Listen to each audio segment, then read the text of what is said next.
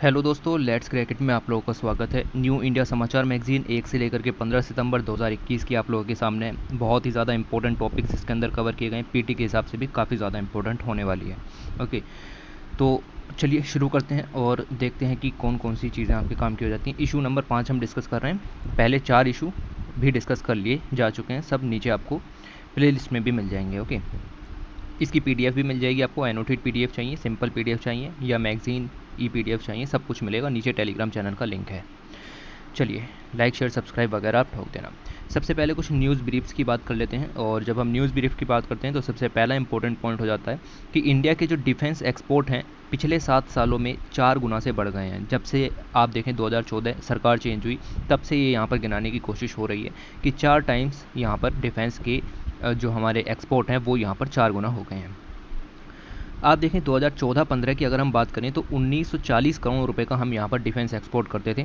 2020-21 तक हमने बढ़ा करके 8400 करोड़ रुपए का यहाँ पर कर दिया है। एग्जैक्ट अमाउंट याद रखने की ज़रूरत नहीं है, लेकिन हाँ, ये 4 गुना यहाँ पर हुआ है। ओके, तो अगर हम देखें कि डिफेंस एक्सपोर्ट के अंदर हम क्या क्या चीज़ें यहाँ पर एक्सपोर्ट करते हैं तो मिलिट्री हार्डवेयर एंड सिस्टम्स आ जाते हैं बहुत सारे, लाइक आर्म्ड सिक्योरिटी व्हीकल्स हैं, वेपन डिटेक्शन रडार हैं, लाइट वेट टॉर्पीडोज़ हैं, विजन मोलिकुलर्स हैं। ठीक है, तो ये चीज़ें आपके काम की यहाँ पर हो जाती हैं और लगभग हम 75 कंट्रीज़ को अपने डिफेंस एक्सपोर्ट जो हैं वो यहाँ पर भेजते हैं। ऑलराइट, तो इतना पॉइंट आपको इस आर्टिकल से याद रखना था। दूसरा पॉइंट, दूसरी न्यूज़ के अंदर आपको यहाँ पर दिखेगा कि PM Modi most followed leader बन गए हैं ट्विटर पर। और ये कोई इतने काम की खबर नहीं है, लगभग 7 करोड़ के करीब फॉलोअर्स पीएम मोदी के यहाँ पर हैं। तीसरी चीज़ की बात करते हैं कि बीआरओ यानी बॉर्डर रोड ऑर्गेनाइजेशन, इसने यहाँ पर हिस्ट्री क्रिएट की है। दुनिया की सबसे हाईएस्ट रोड यहाँ पर क्रिएट की है 19,300 फीट की ऊंचाई पर। ओके, तो कौन सी रोड की बात हो रही है? ये एक मोटोरेबल रोड है। ठीक है, हाइट कितनी है? 19,300 फीट। और ये लद्दाख, ईस्टर्न लद्दाख में बनी है। ईस्टर्न लद्दाख के अंदर एक पास है उमरिंगा पास। ठीक है, तो इस पास का नाम भी आपको याद रखना है। ओके, यहाँ पर आप स्पेलिंग भी यहाँ पर याद रखने की कोशिश कीजिए। अच्छा, अब ये दुनिया की सबसे ऊंची है, ये अभी अभी बनी है। तो इससे पहले कौन सी थी? इससे पहले अगर आप यहाँ पर देखें तो बोलीविया के अंदर ये रिकॉर्ड बोलीविया का था। बोलीविया के अंदर एक वोल्केनो था, वोल्केनो उतुरुंकू। ठीक है, वोल्केनो उतुरुंकू को बोलीविया से जोड़ने के लिए यहाँ पर आप देखें तो हाईएस्ट रोड बनाई गई थी और अब तक वो सबसे हाईएस्ट रोड यहाँ पर थी। लेकिन अब ये रिकॉर्ड तोड़ दिया है बोलीविया का और अब यहाँ पर जो है वो बॉर्डर रोड ऑर्गेनाइजेशन ने अच्छी खासी रोड यहाँ पर तैयार की है।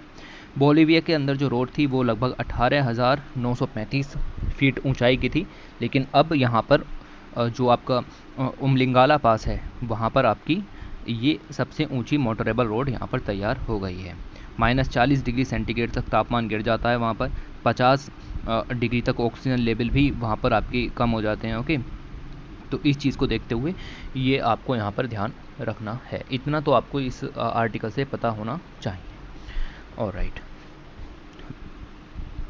ओके, इसके बाद आगे चलें तो पीएम मोदी जी ने यहाँ पर अगस्त 14 को डिक्लेयर कर दिया है कि वो पार्टीशन ऑरर्स रिमेंबर डे के रूप में यहाँ पर मनाया जाएगा। तो इंडिपेंडेंस के बाद ऐसे पहले प्राइम मिनिस्टर ये बने हैं जिन्होंने कहा है कि 14 अगस्त को यहाँ पर बनाया जाएगा आपका the partition horrors remember day. ठीक है, तो partition horrors remember day, the pain of partition of the country can never be forgotten. Okay, तो आपको पता है कि 15 अगस्त को यहाँ आज़ाद हुए और उससे पहले 14 अगस्त को पार्टीशन यहाँ पर हुआ, तो उसके लिए ये डे यहाँ पर मनाने की बात की जा रही है।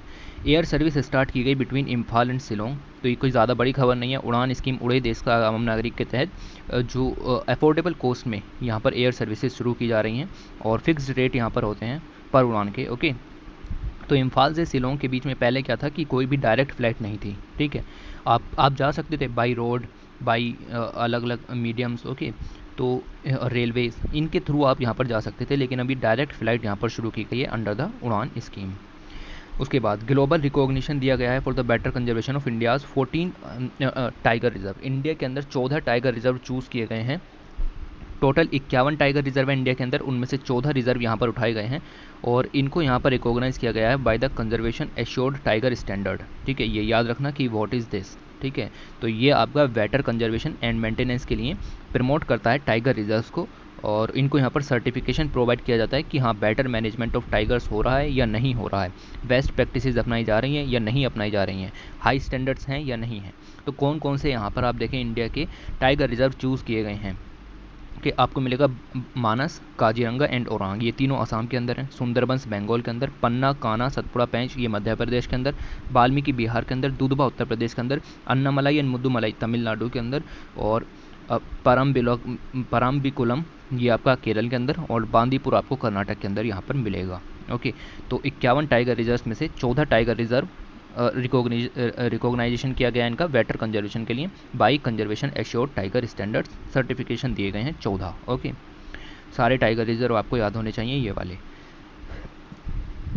उसके बाद अगर हम देखें तो यहाँ पर डॉक्टर सर्वपल्ली राधाकृष्णन जी के बारे में आर्टिकल लिखा हुआ है, क्यों? क्योंकि टीचर्स डे यहाँ पर निकला। ओके, तो ये डॉक्टर सर्वपल्ली राधाकृष्णन जी हैं, और अगर आप यहाँ पर देखें तो हम 5 सितंबर को टीचर्स डे भी यहाँ पर सेलिब्रेट करते हैं। ओके, तो इनके बारे में अगर हम यहाँ पर देखने की कोशिश करें तो आपको ये पॉइंट यहाँ पर याद रखने, ये दिखाया गया है कि ये कहाँ पढ़े इन्होंने, मतलब क्या क्या किया। ओके, ये एग्ज़ाम में नहीं पूछा जाता है, एग्ज़ाम में आपसे ये चीज़ें यहाँ पर पूछी जा सकती हैं कि आप यहाँ पर देखें कि Radhakrishnan said light on Indian philosophy to the west. तो वेस्ट में जब ये यहाँ पर जाते थे तो इंडिया की फ़िलोसफी की लाइट को वहाँ पर उभारते थे कि इंडिया में कैसी फ़िलोसफी यहाँ पर होती है। तो बहुत सारे जो वेस्टर्न फ़िलोसफर हैं वो इनसे बहुत ज़्यादा प्रभावित थे कि ऐसा कोई पहली बार हुआ है कि इस तरीके की चीज़ें वेस्टर्न जो वर्ड है उसमें आकर के बताई जा रही हैं by a Indian person. Okay, तो ये चीज़ आपको यहाँ पर याद रखनी है। अच्छा, इनकी एक खासियत ये थी कि ये वेस्ट फिलोसफी पर भी गुड होल्ड रखते थे। ओके, और he became the first Indian fellow to be elected in the British academy. British academy में इलेक्ट होने वाले इंडिया के पहले फेलो यहाँ पर बने थे, और 1948 में ये यूनेस्को के चेयरमैन भी यहाँ पर बने थे। Very very important. ठीक है, आपसे क्वेश्चन पूछेगा निम्नलिखित में से कौन है जो यूनेस्को के चेयरमैन बने इंडिया की साइड से, तो आपको इनका नाम याद रखना है। ओके, और सोवियत यूनियन के जो है वो ब्रांड एम्बेसडर भी थे, राजदूत, और सोवियत यूनियन राजदूत भी ये यहाँ पर बने 1949 के अंदर। ओके, तो ये केबीसी में भी पूछा जा चुका क्वेश्चन है। ठीक है, अभी इसी सीज़न में पूछा गया। ओके, ये याद रखना। और ये पहले वाइस प्रेसिडेंट भी बने इंडिया के 1952 के अंदर, और सेकंड प्रेसिडेंट भी बने आफ्टर डॉक्टर राजेंद्र प्रसाद इन 1962। ऑलराइट, तो ये सब चीज़ें आपको इनके बारे में याद रखनी है, ये सब फैक्ट हैं, पॉइंट हैं, ये आपको याद रखना है। इनको यहाँ पर अगर आप देखें, he was awarded the order of merit, knight bachelor Templeton award भी इनको यहाँ पर दिया गया है। इनको भारत रत्न भी मिल चुका है 1954 के अंदर। ओके, ये सारे काम इनके आप याद रखेंगे। उसके बाद ये रिवोल्यूशनरी स्टेप लिया गया डिजिटल पेमेंट्स को बढ़ावा देने के लिए, जिसका नाम है ई रूपी। तो ई रूपी यहाँ पर लॉन्च किया गया। मैं आपको इसके बारे में बताने वाला हूँ कि ये क्या होता है, कैसे होता है। थ्योरी को बाद में देखेंगे, पहले समझते हैं कि ई रूपी होता क्या है। देखिए, गवर्नमेंट आपके सिर पर बैठी हुई है। ठीक है, गवर्नमेंट किसान है, जैसे एग्जांपल मैं किसान का ले रहा हूँ, आप यहाँ पर मेडिकल पर्सनैलिटीज़ यानी हेल्थ सेक्टर में ले सकते हो, सर्विस सेक्टर, किसी भी सेक्टर में आप यहाँ पर ले सकते हो, बट मैं एग्जांपल आपको फर्टिलाइज़र का लेकर के बताता हूँ। गवर्नमेंट किसानों को सब्सिडी देती है, ठीक है, अलग अलग चीज़ों के लिए। फर्टिलाइज़र खरीदने के लिए बेसिकली हम समझ लेते हैं कि आप खाद खरीदने के लिए सरकार यहाँ पर आपको सब्सिडी अवेलेबल कराती है। सरकार आपका 2 तरीके से आपको फर्टिलाइज़र अवेलेबल करा सकती है। पहला ये है कि वो आपको सीधे जो है वो कैश दे दे, और कैश ले जा करके आप जा करके जो भी रजिस्टर्ड फर्टिलाइज़र ऑफिसेज़ हैं वहाँ से जा करके आप खरीद सकते हो। दूसरा क्या हो सकता है कि सरकार आपको डायरेक्ट ही जो है वो खाद प्रोवाइड कर दे। ठीक है, डायरेक्ट ही आपको NPK यहाँ पर प्रोवाइड करा दिया जाए। ओके, दोनों काम यहाँ पर हो सकते हैं। अब देखो, कैश में भी लीकेज यहाँ पर होती है, और अगर फर्टिलाइज़र अवेलेबल कराएगी उसमें भी यहाँ पर लीकेज होगी। देखो, कैश यहाँ पर दे दिया तो इसका क्या है कि फार्मर का ये इसको लगेगा भाई आधा फर्टिलाइज़र यूज़ करता हूँ, आधे की जा करके यहाँ पर दारू खरीद लेता हूँ और काम यहाँ पर हो जाएगा। ठीक है, तो इस तरीके का सिस्टम यहाँ पर चल रहा था। इंडिया की सिचुएशन है, ठीक है, ये काम यहाँ पर चल रहे हैं। अब लॉन्च किया गया है ई रूपी। ना तो इसके अंदर कैश दिया जाएगा, ना ही आपको फर्टिलाइज़र दिया जाएगा। तो फिर क्या दिया जाएगा? आपका रजिस्टर्ड मोबाइल नंबर होगा, आपके मोबाइल पर एक QR कोड भेज दिया जाएगा। अगर स्मार्टफोन है तो QR कोड भेजा जाएगा, अगर सिंपल फ़ोन है तो SMS आपको भेजा जाएगा। अच्छा, अब ये जो QR कोड यहाँ पर भेजा गया है, ये QR कोड लिंक होगा आपका खाद विक्रेताओं, जो भी रजिस्टर्ड खाद विक्रेता हैं उनके पास ये QR कोड रजिस्टर होगा। अगर आप इस QR कोड, देखिए मान लीजिए कि कैश में 1000 रुपये सरकार यहाँ पर देती थी कि 1000 रुपये हमने दिए हैं, जा कर के आप खरीद लो। फार्मर ने खरीदा नहीं 1,000 रुपये का, फार्मर ने इसकी दारू खरीद ली, तो अब कैश यहाँ पर बंद कर दिया 1,000 रुपये का। अब ये 1,000 रुपये का बाउचर यहाँ पर भेजा गया in the form of QR code और SMS।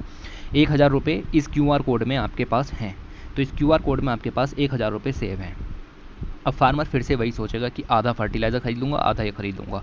तो अब वो यहाँ पर ख़रीदने पहुँच गया दारू, ठीक है, और वो जा कर के बोला कि भाई साहब ये QR कोड है, इसके अंदर 1,000 रुपये पड़े हुए हैं, सरकार ने भेजे हैं, आप मुझे इससे ये दे दो। तो अब जब ये वाला जो आपका जो अब बियर वाला शॉपकीपर है, ये इसका स्कैन करेगा QR कोड को, तो ये QR कोड इस पर वैलिड ही नहीं होगा, ठीक है, ये वैलिड नहीं होगा यहाँ ना, यानी कि यहाँ से 1,000 रुपये जो हैं वो इधर ट्रांसफ़र किसी भी कीमत पर नहीं हो सकती। क्यों? क्योंकि एक यूनिक जो कोड है वो यहाँ पर है, यूनिक QR कोड है, और इसका यूज़ सिर्फ और सिर्फ फर्टिलाइज़र खरीदने में आप कर सकते हो। दारू छोड़ो, आप इससे कपड़े नहीं खरीद सकते, आप इससे मेडिकल सामान नहीं खरीद सकते, आपको इससे सिर्फ और सिर्फ फर्टिलाइज़र खरीदना है। ये कैसे पता लगेगा कि फार्मर ने सिर्फ फर्टिलाइज़र खरीदा है? तो सिर्फ और सिर्फ फर्टिलाइज़र की कंपनी ही इस QR कोड को एक्सेस कर सकती हैं। बात समझ में आई? तो इनकी स्कैनिंग की जो पावर होगी इफ़को की है, जैसे कि यहाँ पर आपको इफ़को खाद विक्रय केंद्र दिख रहा है, तो यही है जो कि आपका इस QR कोड को उससे 1,000 रुपये निकाल सकता है, बाकी कोई इससे 1,000 रुपये नहीं निकाल सकता, ठीक है। अब ये इन थ्योरी आपका हो गया। तो क्या है कि फार्मर कहीं और नहीं जाएगा सामान खरीदने, 1,000 रुपये का फर्टिलाइज़र खरीदना तो फर्टिलाइज़र खरीदने ही जाएगा, किसी और काम में यूज़ नहीं ले सकता, ठीक है। अब ये तो हो गया थ्योरी, लेकिन अब पेपर में क्वेश्चन किस तरीके का आएगा? पेपर में क्वेश्चन आएगा कंसेप्चुअल अंडरस्टैंडिंग से, जो कि पॉइंट आपको पता होना चाहिए, ओके। तो डिजिटल गवर्नेंस को बढ़ावा देने के लिए ई-रूपी शुरू किया है, सिंपल सी बात है, कैशलेस मोड में है, ओके, ये चीज़ यहाँ पर शुरू की गई है। तो मैं आपको यहाँ पर बताता हूँ कि इसके बारे में आपको क्या देखना है। तो डिजिटल इंडिया को बढ़ावा देने के लिए PM नरेंद्र मोदी ने ई-रूपी इनिशिएटिव शुरू किया। कैशलेस इनिशिएटिव है और कॉन्टैक्टलेस भी है, ये कोई कार्ड की तरह नहीं है कि आपको कार्ड को कॉन्टैक्ट करना पड़ रहा है कहीं से, ओके।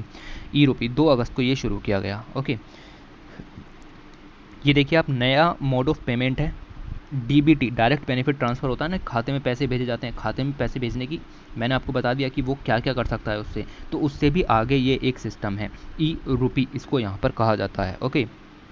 तो e-rupee is for specific purpose और एक्टिविटी बाय द ऑर्गेनाइजेशन और the government, the money will be use for the purpose for which the amount is given. अगर सरकार ने फर्टिलाइज़र के लिए मनी भेजी है तो सिर्फ फर्टिलाइज़र के लिए ही यूज़ होगी, आप उससे कपड़े नहीं खरीद सकते, आप उससे कुछ नहीं खरीद सकते, क्योंकि वो QR कोड सिर्फ और सिर्फ जो उसके अंदर पैसे हैं वो आपका खाद विक्रेता ही निकाल सकता है और कोई नहीं निकाल सकता, ठीक है। तो करप्शन कम होगा और जो फर्टिलाइज़र का पैसा डाइवर्ट होता था वो भी यहाँ पर रुकेगा, ओके। तो ये चीज़ आपको यहाँ पर याद रखनी है। UPI बेस्ड सिस्टम है, बिल्कुल UPI बेस्ड सिस्टम है। देखिए बेसिकली जो UPI है ना, उसी के अंदर ही E और R यहाँ पर जोड़ दिया गया है, ठीक है। तो ये ई-रूपी यहाँ पर बन गया आपका, ओके। और ये डेवलप किया गया है by the national payment corporation of India NPCI के द्वारा, और in collaboration with the department of financial services, banks and RBI, इन सब ने मिलकर के इसको यहाँ पर लॉन्च किया है। मैंने ये बता दिया आपको कि स्पेसिफिक पर्पज़ के लिए यहाँ पर यूज़ होगा, ओके। और this voucher is based on QR code, अगर स्मार्टफोन है तो QR कोड भेजा जाएगा, अदरवाइज़ SMS आपको यहाँ पर भेजा जाएगा, ओके। और इसके अंदर अगर हम देखें, है ये डायरेक्ट बेनिफिट ही है एक तरीके से, लेकिन QR कोड के फॉर्म में है। और अगर आप यहाँ पर देखें तो गवर्नमेंट एंटिटी हो, सरकार हो, कॉरपोरेट्स हो, कोई भी ऑर्गेनाइजेशन हो, वो इसको जनरेट कर सकती है। तो ऐसा नहीं है कि सिर्फ और सिर्फ गवर्नमेंट ही इसको जनरेट करेगी, कोई भी इसको यहाँ पर जनरेट कर सकता है, जो भी यहाँ पर किसी को पेमेंट देना चाहता है for a particular task, okay. तो ये चीज़ आपको यहाँ पर ध्यान रखनी है। तो जो सर्विस प्रोवाइडर होगा वो इस QR कोड को स्कैन करेगा, SMS को स्कैन करेगा, SMS से वाउचर को रिडीम करेगा और उसके खाते में 1,000 रुपये पहुँच जाएंगे, बदले में वो आपको फर्टिलाइज़र दे देगा, ओके।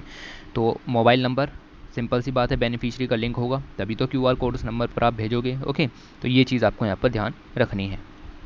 दूसरी चीज़, प्राइम मिनिस्टर नरेंद्र मोदी ने यहाँ पर साफ साफ कहा कि ये जो ई-रूपी वाउचर है सक्सेस का नया चैप्टर है, और इससे जो हमारे बैंक्स हैं, अदर पेमेंट गेटवेज़ हैं, उनका इसमें काफ़ी ज़्यादा रोल रहेगा। कोई भी इसको जनरेट कर सकता है, प्राइवेट हॉस्पिटल हो, कॉर्पोरेट हो, इंडस्ट्री हो, NGO हो, कोई भी इंस्टीट्यूशन जो पेमेंट देना चाहता है वो इस काम को यहाँ पर कर सकता है।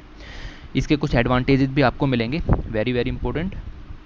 जैसे यहाँ पर अगर आप देखें कि कोई भी एक जनरल इंस्टीट्यूशन या ऑर्गेनाइजेशन है, कोई भी ऑर्गेनाइजेशन है, अगर वो किसी की हेल्प करना चाहती है फॉर ट्रीटमेंट, एजुकेशन और अदर वर्क, तो वो क्या है कि डायरेक्ट पेमेंट ना दें, डायरेक्ट कैश ना दें, उसके बदले ई-रूपी के ज़रिए पेमेंट यहाँ पर करें, एक QR कोड दें। अगर आपको बुक्स खरीदनी है तो उस QR कोड को सिर्फ और सिर्फ बुक सेलर ही यहाँ पर भुना सकता है आपका, आप मेरी बात को समझ रहे हैं। आप उस QR कोड का यूज़ अपनी चिकित्सा में नहीं कर सकते, आप उस QR कोड का यूज़ किसी भी और काम में नहीं कर सकते। आपको किताबें खरीदनी है, सिर्फ और सिर्फ बुक सेलर ही उसको वहाँ पर भुना सकता है आपका। ओके, तो इससे क्या होगा, सिर्फ और सिर्फ किताबें खरीदी जाएंगी।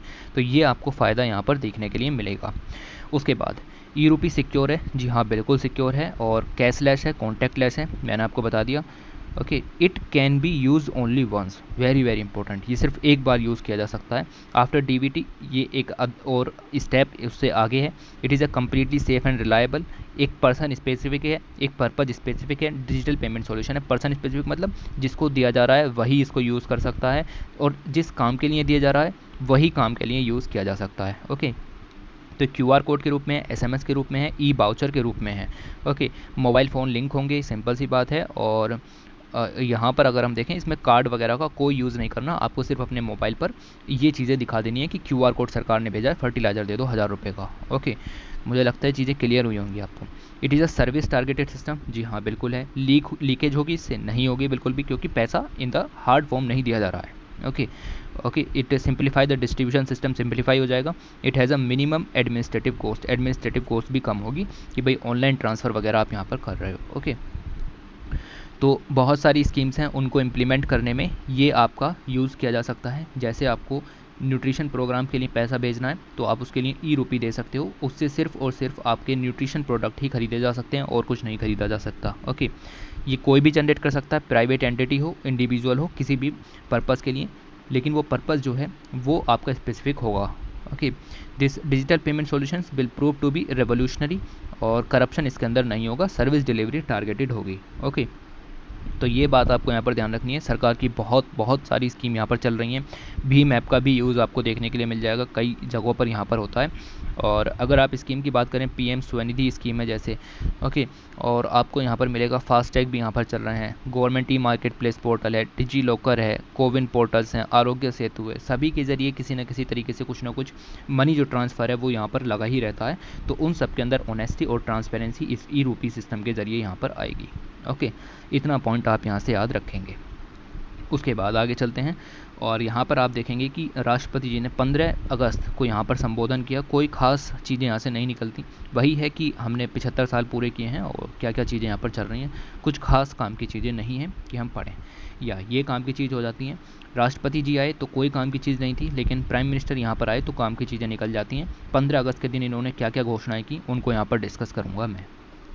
ओके, इन्होंने यहाँ पर एक चीज़ नई शुरू की और इसका नाम है अमृत कल। ठीक है, Amrit Kaal, to become the harbinger of India's prosperity. इन्होंने यहाँ पर अमृत कल की शुरुआत की है। और अमृत कल की शुरुआत की अगर मैं बात करूँ, आज़ादी का अमृत महोत्सव सुना है आपने? आज़ादी का अमृत महोत्सव कितने कितने हफ्तों का है? तो ये 75 हफ्तों के लिए शुरू किया गया है। और अगर मैं यहाँ पर बात करूँ तो 75 हफ्तों के लिए ये शुरू किया गया है। और एंड कब होगा? ये एंड होगा आपका ये आपका 15 अगस्त 2021 को यहाँ पर 2022 को यहाँ पर ख़त्म हो जाएगा, जब हमारे 75 साल पूरे हो जाएंगे स्वतंत्रता के। ओके, तो ये आपका 75 हफ्तों के लिए था। लेकिन अब सरकार ने ये नया चीज़ शुरू की है, दैट इज़ कॉल्ड अमृत कल। ठीक है, तो मैं इसके बारे में बता देता हूँ कि अब से लेकर के, यानी कि आप देखें 15 अगस्त 2021 से लेकर के अगले 25 सालों तक अमृत कल नाम से ही प्रोग्राम यहाँ पर चलाया जाएगा। हम अपनी सेंटेनरी 100 साल होने तक इस चीज़ को सेलिब्रेट करेंगे अमृत कल के नाम से। ओके, ये पॉइंट आपको याद होना चाहिए। तो आज़ादी का अमृत महोत्सव तो चल ही रहा है, लेकिन अब ये नई चीज़ अमृत कल है, ये 25 साल का होगा। ओके, और 75 साल हमने कंप्लीट की, तो हम यहाँ सेंटेनरी सेलिब्रेट करने के लिए ये काम करेंगे। तो हम इस अमृत कल के दौरान, इन 25 सालों के दौरान हम नई ऊंचाइयों को छुएंगे प्रॉस्पेरिटी की, और सिटीजन्स ऑफ इंडिया को ऐसा फील कराएंगे कि 100 साल होने तक हमने कितना कुछ अचीव किया है। ओके, तो इंडिया को एक नए लेवल पर पहुंचाना, ओके, विलेजेस सिटीज़ उनके बीच के डिवाइड को कम करना, ये अमृत कल का महत्व आपको यहाँ पर दिखेगा। Amrit Kaal is bold an India where the government does not interfere unnecessary in the lifes of citizens, यानी कि गवर्नमेंट का जो इंटरफेयर है आपकी लाइफ के अंदर वो कम करने की बात हो रही है थ्रू द अमृत कल। कुछ नहीं है, अगले 25 सालों के अंदर हम इंडिया को ट्रांसफॉर्म करने की बात यहाँ पर कर रहे हैं। ओके, तो ये आपको यहाँ पर याद रखना है, 25 सालों के लिए काम चलाया गया है। फिर और भी बात है, इन्होंने कहा छोटे देश बने किसान, छोटे देश छोटे किसान बने देश की शान। Okay, small farmers are the pride of India, ये बात इन्होंने कही। स्पोर्ट्स यूथ एम्पावरमेंट के लिए भी बात कही, लेकिन वहाँ से कुछ काम का नहीं निकलता। ओके, एनवायरमेंटल सिक्योरिटी के ऊपर भी बात कही। ये सब चीज़ें हमें पता है जो इन्होंने यहाँ पर कहीं कोई बड़ी स्कीम लॉन्च नहीं की गई है। उसके बाद indigenous manufacturing becomes the strength of India, तो मैन्युफैक्चरिंग सेक्टर का योगदान यहाँ पर बढ़ाने की बात की गई। कोई खास चीज़ें नहीं निकलती, लेकिन आप यहाँ पर देखिए कि इंडिया ने अपना पहला इंडिजीनियस एयरक्राफ्ट कैरियर लॉन्च किया, इसका नाम है INS विक्रांत। ओके, और इसका ट्रायल यहाँ पर चल रहा है, जल्द ही ये कमीशन भी कर दिया जाएगा। ओके, गगनयान प्रोग्राम्स यहाँ पर चल रहे हैं। साइंस एंड टेक्नोलॉजी देख लिया करो इन सब चीज़ों के लिए, ठीक है। और बस इतना याद रखो कि यहाँ से यही पॉइंट निकलता है। फिर सबका साथ सबका विकास, सबका प्रयास, ठीक है, ये सब स्कीम भी यहाँ पर चल रही है, सबका साथ। तो ये तो आपकी कलेक्टिव एम्पावरमेंट की बात यहाँ पर चल रही है, कोई बड़ी चीज़ यहाँ पर नहीं निकलती है। ओके, उज्ज्वला योजना ऐसे नहीं पढ़नी है भारत, ये सब कोई डिटेल में दी गई चीज़ें नहीं है, ये स्कीम्स के बारे में हमें पता है। एक चीज़ खास शुरू की गई, date is national master plan giving impetus to the development. Development को बढ़ावा देने के लिए एक नेशनल मास्टर प्लान तैयार किया गया है। मॉडर्न इंफ्रास्ट्रक्चर के साथ साथ होलिस्टिक एंड इंटीग्रेटेड अप्रोच भी अपनानी चाहिए इंफ्रास्ट्रक्चर कंस्ट्रक्शन के अंदर। उसके लिए एक प्रोग्राम लॉन्च किया गया है, दैट इज़ कॉल्ड गति शक्ति प्रोग्राम, ठीक है।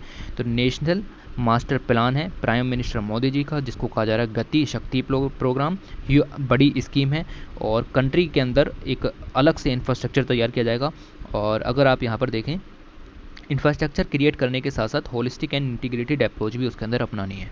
100 लाख करोड़ रुपए का ये प्रोग्राम होगा। इसके अलावा आपने सुना होगा नेशनल इंफ्रास्ट्रक्चर पाइपलाइन, ठीक है, तो वो भी लगभग 111 लाख करोड़ रुपए का प्रोग्राम है। इससे अपॉर्चुनिटीज़ तो यूथ को मिलेंगी ही मिलेंगी, एम्प्लॉयमेंट भी उनको यहाँ पर मिलेगा। ओके, तो गति शक्ति एक नेशनल इंफ्रास्ट्रक्चर मास्टर प्लान है for our country, holistic infrastructure development के लिए, और integrated and holistic pathway to the economy, ये उसके लिए प्रोग्राम आपका मिलेगा।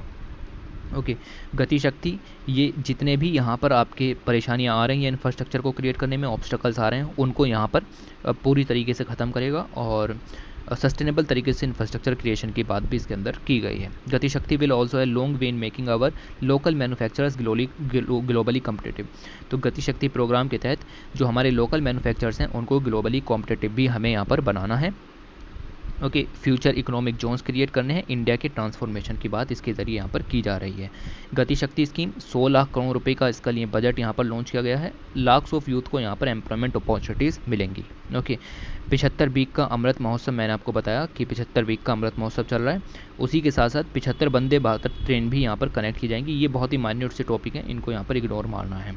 उसके बाद अगर हम यहाँ पर देखें, टेररिज्म एंड एक्सपेंशनिज्म, उसको यहाँ पर ख़त्म करने के लिए कुछ यहाँ पर बातें की गई। कुछ खास बातें नहीं निकलती। पार्टीशन हॉरर्स रिमेंबर्स डे मैंने आपको बताया 14 अगस्त को यहाँ पर मनाया जाता है और अब से ये मनाया जाएगा एवरी ईयर। ओके, तो ease of living becomes the मंत्र ऑफ गुड गवर्नेंस। तो ईज़ ऑफ लिविंग जो है वो सरकार का नया मंत्र है गवर्नेंस को बढ़ावा देने के लिए। यहाँ से भी कोई चीज़ें यहाँ पर नहीं निकलती। गति शक्ति प्रोग्राम के बारे में ही यहाँ पर बताया गया था। ये एक पोएम लिखी हुई है, काम की नहीं है। उसके बाद यहाँ पर बात कर लेते हैं भोजन भी, जीवन भी, सम्मान भी। तो यहाँ पर स्कीम की बात हुई है, दैट इज़ कॉल्ड प्रधानमंत्री गरीब कल्याण अन्न योजना। कोविड-19 पेंडेमिक हिट हुआ, सरकार ने अलग अलग फेजेस में ये स्कीम यहाँ पर चलाई और लगभग अगर हम देखें तो 2 लाख करोड़ रुपए से ज़्यादा का राशन यहाँ पर बांटा गया। 80 करोड़ से ज़्यादा सिटीजन्स को यहाँ पर बेनिफिट हुआ। कोई भी सिटीज़न हंगरी ना रहे, इसको ध्यान में रखते हुए प्रधानमंत्री गरीब कल्याण अन्न योजना शुरू की गई थी। प्रधानमंत्री गरीब कल्याण अन्न योजना आत्मनिर्भर भारत के अंतर यहाँ पर शुरू की गई थी। फ्री फूड ग्रेन यहाँ पर दिए जाएंगे। जो भी माइग्रेंट्स घर को वापस आ रहे हैं रिवर्स माइग्रेशन के थ्रू, और जो पुअर हैं उनकी इनकम यहाँ पर कम हुई है ड्यू टू द कोविड-19 और लॉकडाउन, उसके लिए ये स्कीम यहाँ पर शुरू की गई थी। ठीक है, तो ये जो स्कीम है आपकी PMGKAY, 5 kg जो है इसके अंदर आपको व्हीट और राइस दिया जाएगा पर मंथ, और उसके साथ साथ 1 kg फ्री पल्सेस भी यहाँ पर दी गई थी। तो जो 2020 में चलाई गई थी उसमें 1 kg पल्सेस दी गई थी, लेकिन जो 2021 में चलाई गई थी उसमें 1 kg पल्सेस नहीं दी गई थी। और नेशनल फूड सिक्योरिटी एक्ट के तहत पब्लिक डिस्ट्रीब्यूशन सिस्टम के थ्रू ये सब काम यहाँ पर किया जाता है। 80 करोड़ बेनिफिशरीज इसका लाभ उठा सके हैं। ओके, तो ये चीज़ आप यहाँ पर ध्यान में रखेंगे। नेशनल फूड सिक्योरिटी एक्ट के अंदर अगर हम बात करें तो यहाँ पर आपके 2 तरीके के बेनिफिशरीज होते हैं। एक है अंत्योदय अन्न योजना के तहत और एक होते हैं प्रायोरिटी हाउस होल्ड के तहत। तो जो अंत्योदय अन्न योजना के तहत है उनको 35 किलोग्राम राशन मिलता था पर हाउस होल्ड, और जो प्रायोरिटी हाउस होल्ड है 5 किलोग्राम राशन पर पर्सन मिलता था। ठीक है, अंतर है, ऊपर हाउस होल्ड लिखा हुआ है, यहाँ पर पर्सन लिखा हुआ है। इसके साथ साथ आपको 5 किलोग्राम पर राशन अलग से मिलेगा पर पर्सन, और 1 केजी दाल आपको यहाँ पर अलग से मिलेगी। सेम हीयर है। ठीक है, तो ये कुछ पॉइंट आपको पता होने चाहिए। कितने करोड़ के बांटे, नॉट इम्पोर्टेंट। उसके बाद यहाँ पर शुरू करते हैं, और यहाँ पर शुरू की गई उज्ज्वला स्कीम। ठीक है, तो प्रधानमंत्री उज्ज्वला योजना ये एक स्कीम नहीं है, ये स्कीम से बढ़कर कुछ है, क्योंकि इससे आप देखिए कि जो महिलाएं हैं उनकी हेल्थ में भी इम्प्रूवमेंट देखने के लिए मिला है, और साथ ही जो माइनर फॉरेस्ट प्रोड्यूस हैं, जो आपकी लकड़ी वगैरह जलाने से आपको बहुत सारी बीमारियां भी हो जाती थी, वो भी यहाँ पर कम हुई हैं। तो उज्ज्वला का अंदर जो 2.0 है वो यहाँ पर लॉन्च किया गया है। देखिए, उज्ज्वला जो स्कीम है, अगर मैं उसकी बात करूं तो सबसे पहले 2016 के अंदर लॉन्च की गई थी, और इसका जो टारगेट ये था कि 5 करोड़ वुमेन मेंबर्स जो हैं घर के, जो पॉवर्टी लाइन से नीचे आते हैं, 5 करोड़ वुमेन्स को एलपीजी कनेक्शन प्रोवाइड कराए जाने हैं। ओके, ताकि उनका हेल्थ का ख्याल रखा जाए। धीरे धीरे इसका टारगेट बढ़ाते गए, 1 करोड़ 2 करोड़ करते चले गए, बढ़ाते गए, और अब यहाँ पर देखें तो लगभग 9 करोड़ का टारगेट हमारा यहाँ पर है। 8 करोड़ एलपीजी कनेक्शन बांट चुके हैं, अब हमने 1 करोड़ टारगेट और रखा है। तो नए 1 करोड़ उज्ज्वला 2.0 के अंदर 1 करोड़ नए कनेक्शन दिए जाएंगे सरकार के द्वारा। ओके, तो ये पॉइंट आप यहाँ पर याद रखोगे। स्कीम कब शुरू की गई, अभी अभी मैंने आपको ये चीज़ें बता दी। ऑलराइट, तो ये पॉइंट आप यहाँ पर याद रखो। ऑलराइट, उसके बाद अगर हम यहाँ पर और बात करें आगे, तो पीएम किसान सम्मान निधि स्कीम। ठीक है, ये स्कीम के अंदर आपको मैंने आपको बताया कि 6,000 रुपये पर साल यहाँ पर आपको दिए जाएंगे, 3 इंस्टॉलमेंट के अंदर 2-2 हज़ार रुपये करके। और इसकी 9th इंस्टॉलमेंट यहाँ पर अभी अभी रिलीज़ की गई। 9th इंस्टॉलमेंट जो है वो टोटल 19,500 करोड़ रुपए यहाँ पर दिए गए, और जो 8th इंस्टॉलमेंट थी उसमें 20,000 करोड़ रुपए यहाँ पर बांटे गए थे इस स्कीम के तहत। ओके, तो इतना पॉइंट आप यहाँ से याद रखो। उसके बाद एजुकेशन एंड डिजनिटी को वुमेंस के अंदर बढ़ाने के लिए, कि वुमेंस के अंदर एजुकेशन यहाँ पर बढ़े और लिटरेसी रेट्स को इम्प्रूव करने के लिए कुछ डिसीजंस लिए गए कैबिनेट के द्वारा।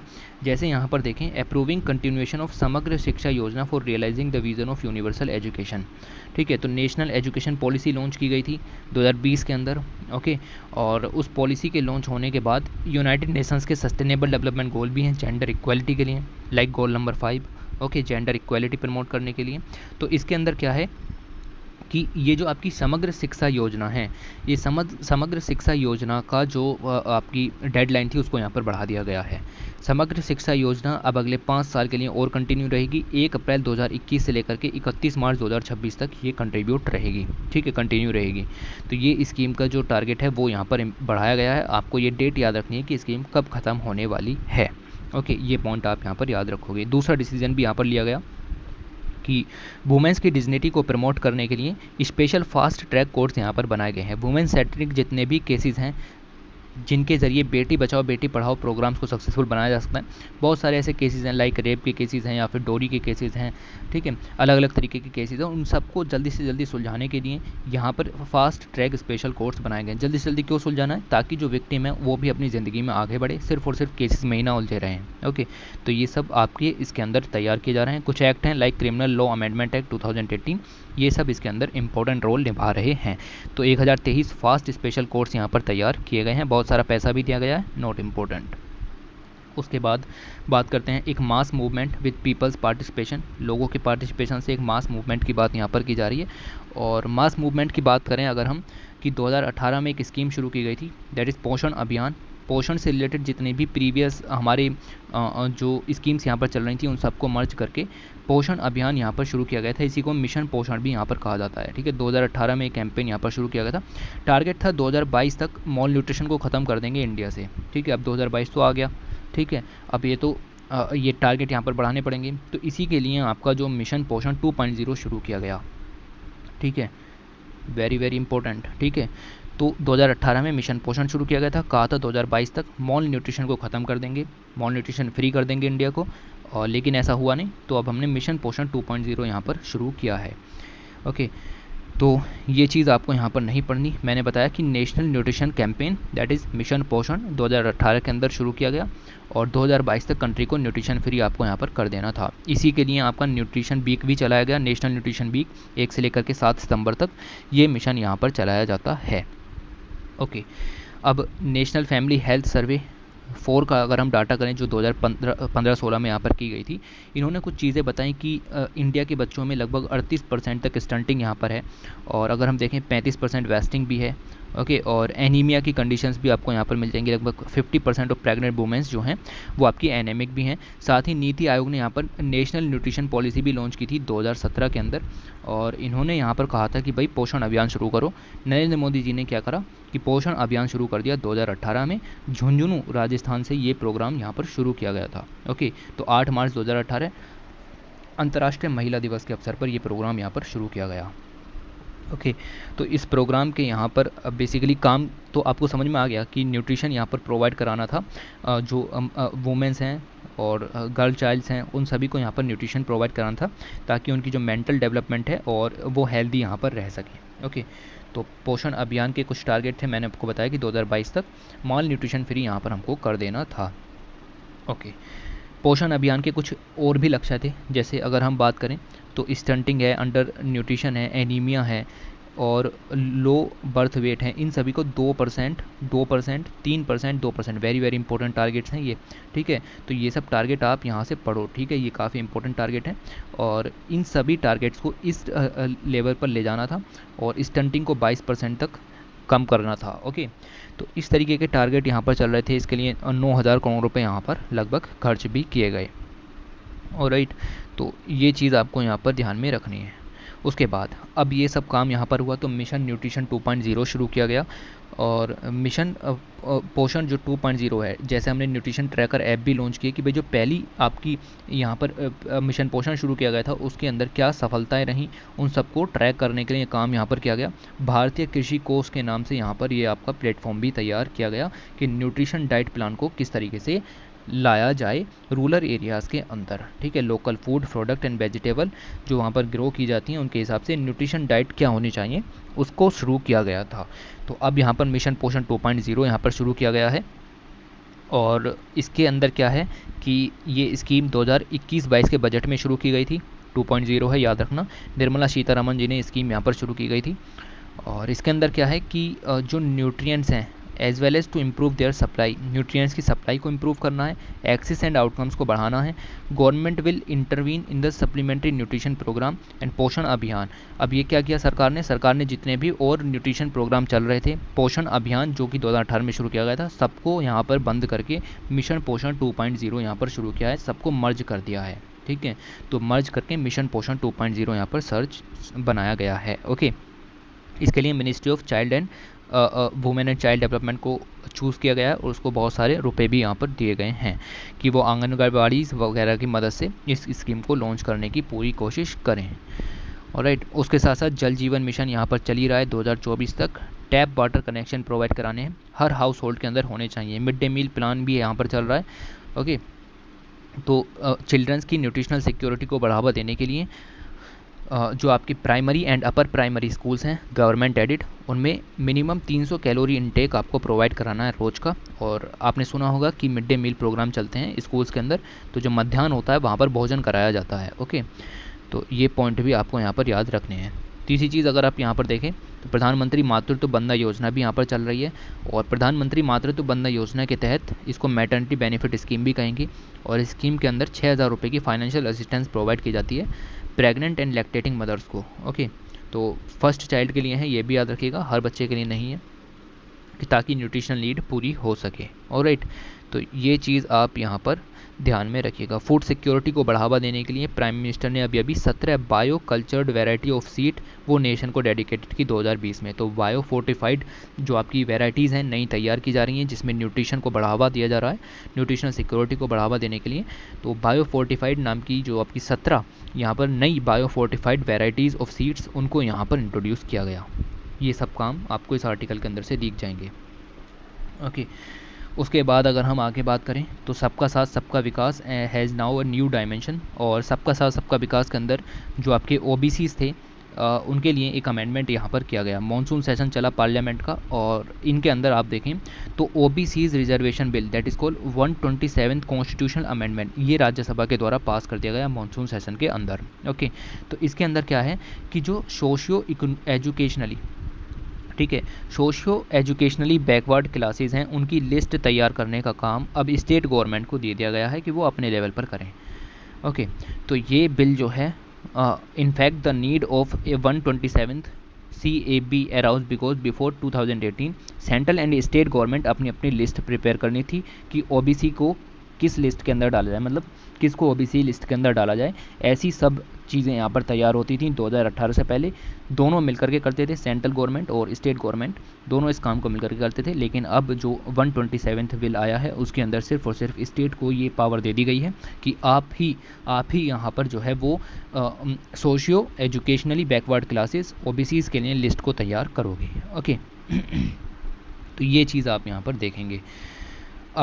अभी सोशल जस्टिस को बढ़ावा देने के लिए कैबिनेट की बात करें तो 27 ओबीसी मिनिस्टर हैं यूनियन कैबिनेट के एक्सपेंशन में। लगभग 27 ओबीसी मिनिस्टर्स इंक्लूड किए गए हैं। टोटल 35% जो मिनिस्टर हैं वो ओबीसी कैटेगरी से यहाँ पर आते हैं इन द पार्लियामेंट। ओके, तो ये चीज़ भी याद रखें। अभी जो एनुअल इनकम सीलिंग है क्रीमी लेयर के लिए ओबीसी की, वो 6 लाख से बढ़ा करके 8 लाख भी कर दी गई थी। ओके, ये पॉइंट आप यहाँ पर याद रखिएगा। ऑलराइट, तो 127 जो बिल है जो कि अब एक्ट हो ही गया। ओके, तो इसको सोशल एम्पावरमेंट के रूप में यहाँ पर देखा जा रहा है और जो लिस्ट है वो अब स्टेट गवर्नमेंट के द्वारा यहाँ पर तैयार की जाएगी। ये पॉइंट आप यहाँ पर याद रखोगे। नरेंद्र मोदी जी पहले इंडियन प्राइम मिनिस्टर बने जिन्होंने यूनाइटेड नेशन सिक्योरिटी काउंसिल की मीटिंग को हेड किया।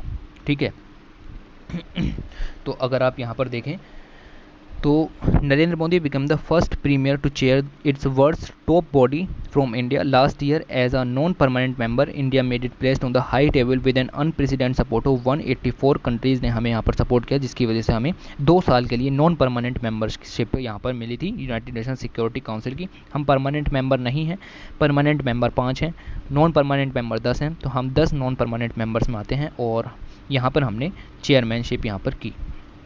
ओके अच्छा, प्राइम मिनिस्टर जब मोदी जी ने यहाँ पर चेयरमैनशिप यहाँ पर की तो डिबेट किस टॉपिक पर हुई, ये क्वेश्चन पूछा जा सकता है। तो डिबेट का टॉपिक था प्रमोटिंग मैरीटाइम सिक्योरिटी। अब ये आपसे पीटी में ऐसे पूछा जा सकता है और मेंस में आपसे पूछा जा सकता है how to promote maritime security. Okay, पूरा टॉपिक अगर मैं बात करूँ तो promoting maritime security, the need for international cooperation, ये पूरा टॉपिक इसके अंदर यहाँ पर था। ओके, तो ये सब काम यहाँ पर किए गए। मोदी जी ने यहाँ पर ये बात कही कि the sea is our common heritage. ठीक है, तो ये समुद्र जो है वो हमारी कॉमन हेरिटेज है and the sea routes is the lifeline of international trade. लेकिन आजकल क्या है कि मैरीटाइम सिक्योरिटी को बढ़ावा देने से काफ़ी ज़्यादा चैलेंजेस यहाँ पर आ गए हैं। आप एक दूसरे के इकोनॉमिक जोन में बिना परमिशन के घुस नहीं सकते। ठीक है, पायरेसी और टेररिज्म यहाँ पर बढ़ते चले जा रहे हैं।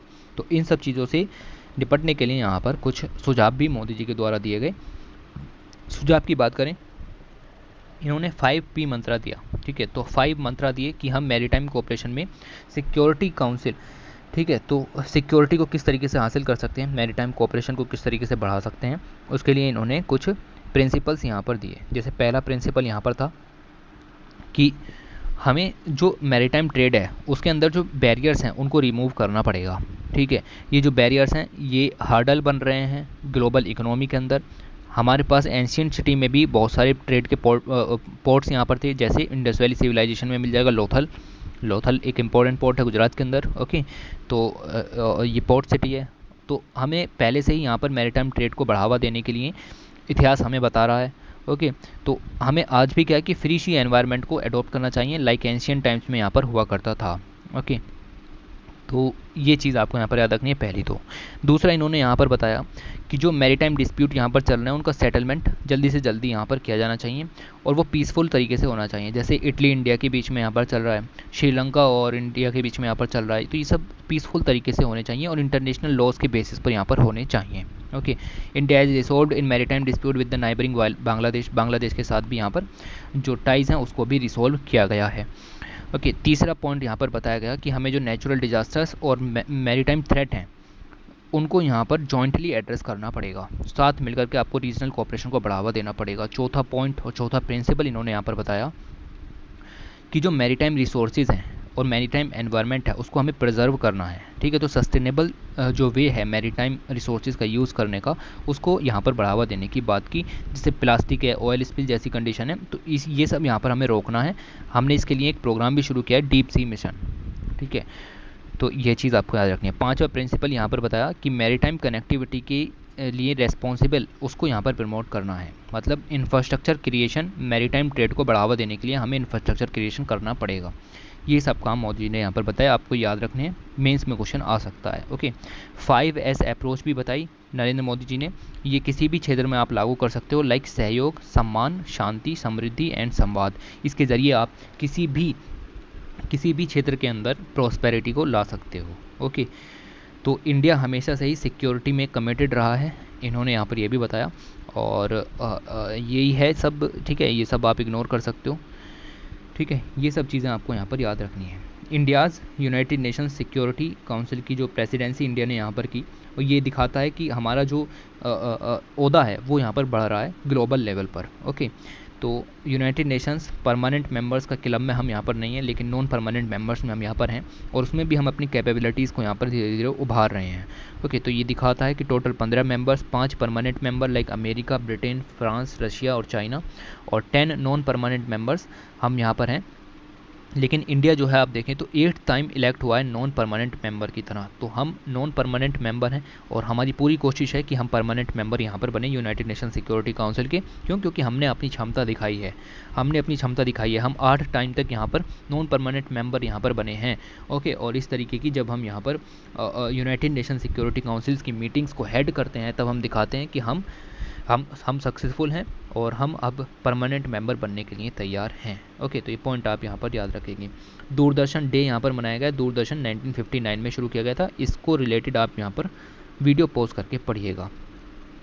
उसके बाद अगर हम यहाँ पर बात करें तो कंट्री ने अपनी पहली जो स्क्रैपेज पॉलिसी है, जो पुराने व्हीकल हैं उनको यहाँ पर ख़त्म करना होता है, स्क्रैपेज पॉलिसी यहाँ पर लॉन्च की गई थी।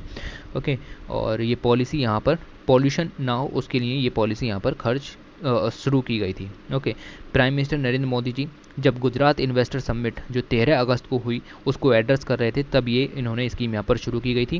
और इन्होंने कहा कि इंडिया का डेवलपमेंट होगा तो इस स्क्रैपेज पॉलिसी ही होगा, क्योंकि पुराने वाहन ऐसे हैं, बहुत ऑटोमोबाइल सेक्टर में बहुत ज़्यादा आपकी इकोनॉमी को मोमेंटम देने की शक्ति यहाँ पर है, तो हम इसका यूज़ यहाँ पर करेंगे। ओके, तो ये चीज़ आपको यहाँ पर ध्यान में रखनी है। 1 करोड़ से ज़्यादा व्हीकल हैं जो सड़क पर ऐसे हैं जो पुराने हो चुके हैं, जिनके स्क्रैपेज के लिए यहाँ पर आपकी ये बहुत ज़्यादा ज़रूरत आपको पड़ेगी। ओके, तो ये ओल्ड व्हीकल हैं, इनको यहाँ पर ख़त्म करना है। नए रूल्स 1 अक्टूबर 2021 से एप्लीकेबल होंगे।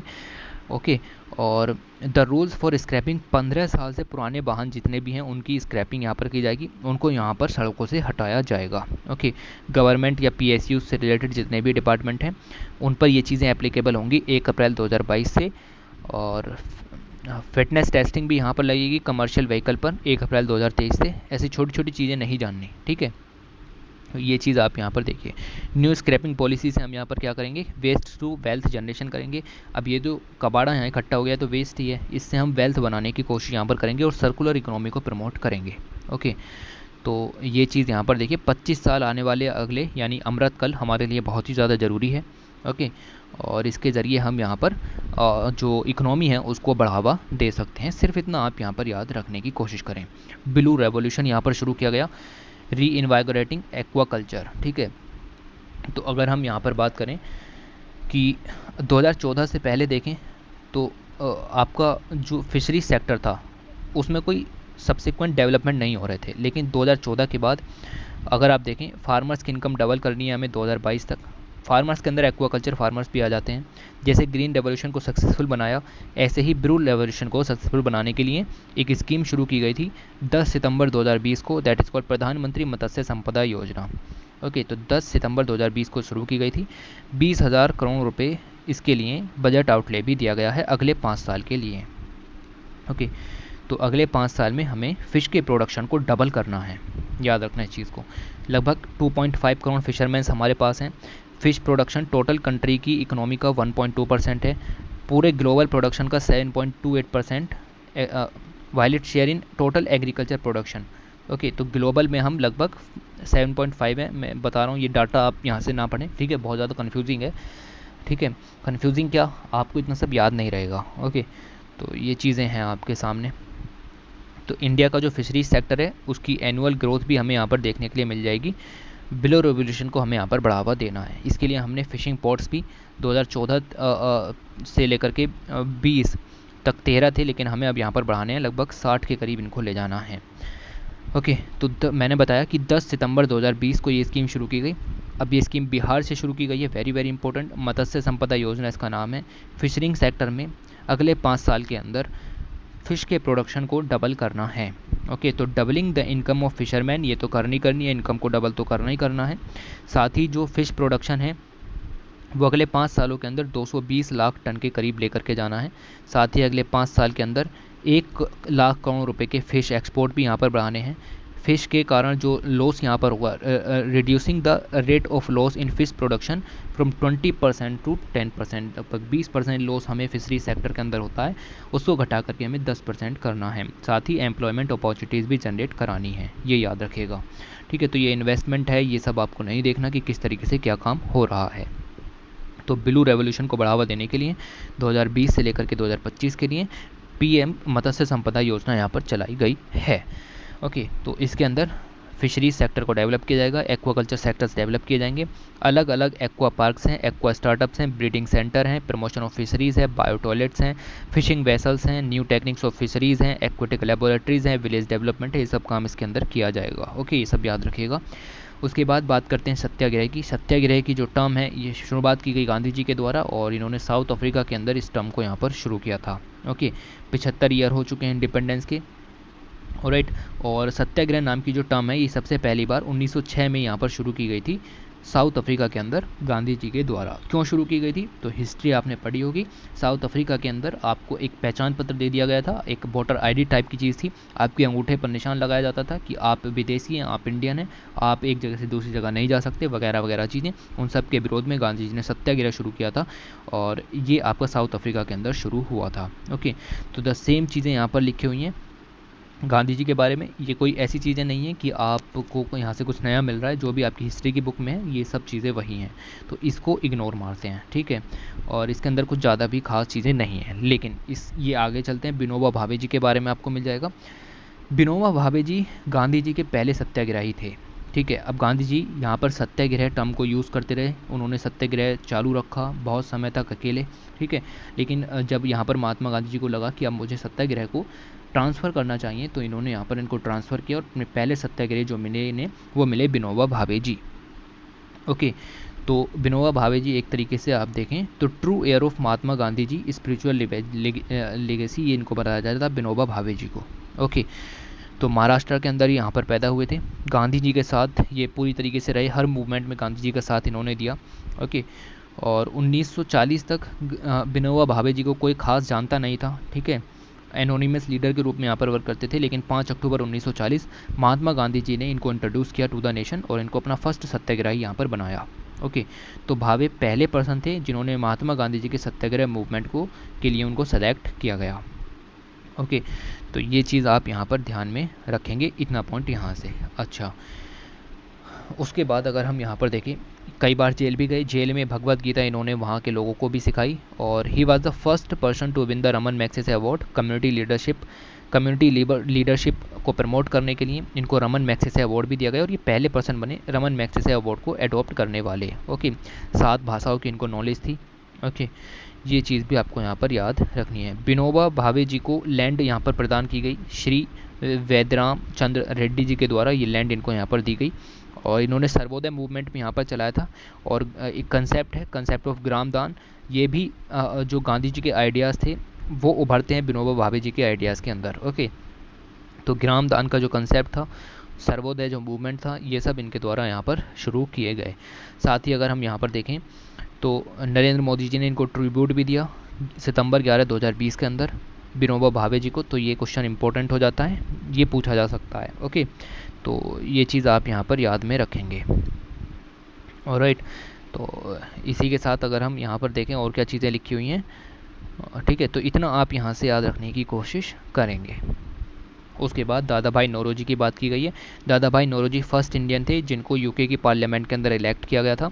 ओके, जब आपके गांधी जी यहाँ पर पढ़ाई कर रहे थे उस समय आप देखें तो दादा भाई नौरोजी जो है वो फर्स्ट इंडियन बन गए थे जो कि ब्रिटिश पार्लियामेंट के अंदर यहाँ पर गए 1892 के अंदर। ओके, तो ये सब चीज़ भी आपको यहाँ पर याद रखनी है। लंदन से ऑपरेट करते थे, ठीक है, लंदन से इनका गहरा वास्ता था, राइट। और अगर हम यहाँ पर देखें, in the Calcutta session of the Congress दादा भाई नौरोजी ने स्वराज को डिक्लेयर किया 1906 के अंदर। तो दादा भाई नौरोजी की मदद से स्वराज नाम की जो टर्म है वो यहाँ पर डिफाइन की गई 1906 कलकत्ता सेशन के अंदर। इन्होंने यहाँ पर पहले पर्सन थे जिन्होंने स्वराज की डिमांड यहाँ पर की। ओके, ये पॉइंट आप यहाँ पर याद रखोगे। उसके बाद अगर हम यहाँ पर देखें, इनकी एक बुक भी है famous, that is poverty and British rule of India. इन्होंने ड्रेन ऑफ वेल्थ के बारे में बताया।